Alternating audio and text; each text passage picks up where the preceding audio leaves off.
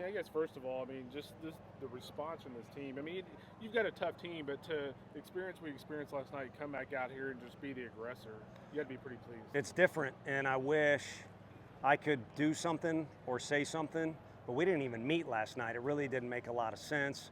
And then we got to bed probably everybody at 4 or 5. So what are you going to do other than you show up and you hope your team acts and competes the way that you want them to? And I'm just telling you right now, they did a good job, but our assistant coaches were on an absolute mission. Different, not that it's been bad in the past, but just different level of determination, positivity, and pushing forward. And the guys had no, chance but to follow that group, and of course follow Marcus Phillips too.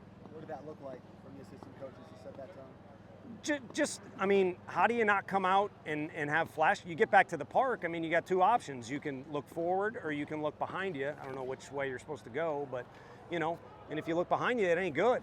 But there was just a lot of looking forward, and there was extra communication.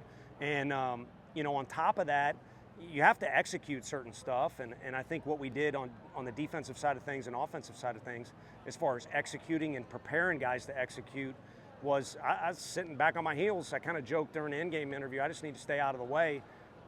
It was impressive, so it's the best I could put it into words. How important was Marcus's outing, and what did you see from him that allowed him to? I think it was good for him to get a carrot or a gold star because, I know some guys that, got on base, extra guys that got on base, and guys are advancing on the last 2 weeks. But if you really look at the numbers the last few weeks, he's been good for us as a starter.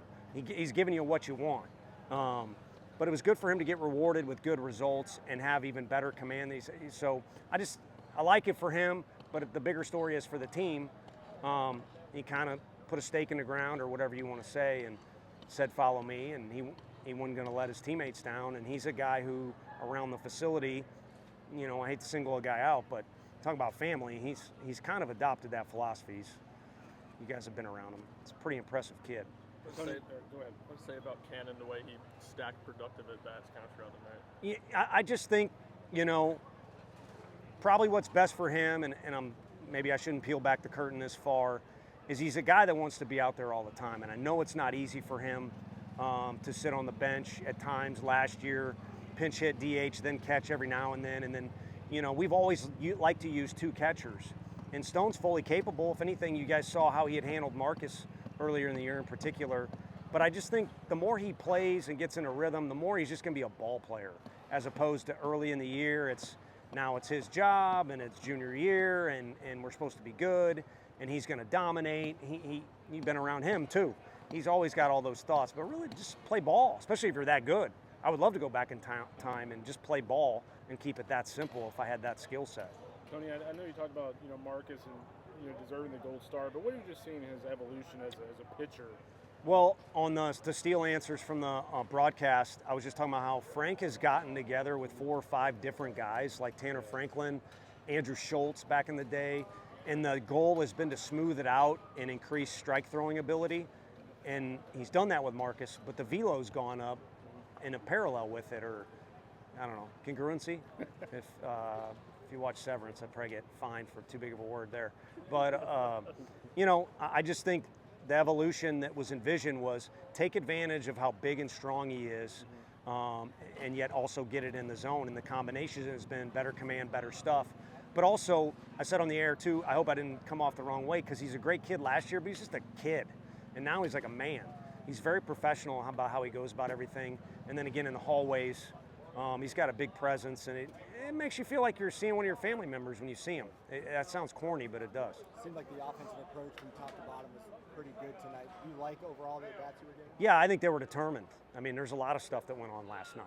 Starting with the guy who's a first rounder, I would probably say he would raise his hand and say I was on. He was on. I know he would have liked to got credit with the win. So there's a lot of things that fueled those hitters, and they were determined to come out today and just have competitive at-bats. Unfortunately, the results, were there for a lot of them. Ariel's production, is that a product of him more consistent playing time? Yeah, just we've always talked about reps. He's capable. And, hey, at the end of the day, I said it to Todd Walker yesterday, it's my final – I've got the final say. It's my responsibility to juggle that infield the right way. And it's not been easy. You've had a couple different injuries, and it's actually led to Fish being a really good first baseman for us, in my opinion. There's been some unselfishness that have led to guys being willing to do whatever. But I don't know what the magic combination is. I know that's what I'm supposed to do, but we'll get there. We'll get there by May. But it's nice again. Guys are versatile. Guys are unselfish. And the more Manny and Ariel are in scenes like this, at a place where the fans are real passionate and the competition's high, they'll be better down the road. What does it do for y'all's lineup when Chapman and Bargo are having consistent good at-bats? Yeah, I think it just changes the way you even feel after BP's over and the game is going to start. When Bargo is relaxed and as a person and also true to his swing, relaxed in his swing, it's phenomenal.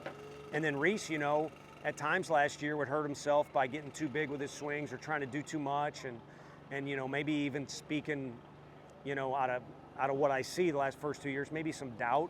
And now he comes to the ballpark with good presence, and when he's locked into a good approach that he's worked hard on with Coach E, that combo's good. It's a huge boost.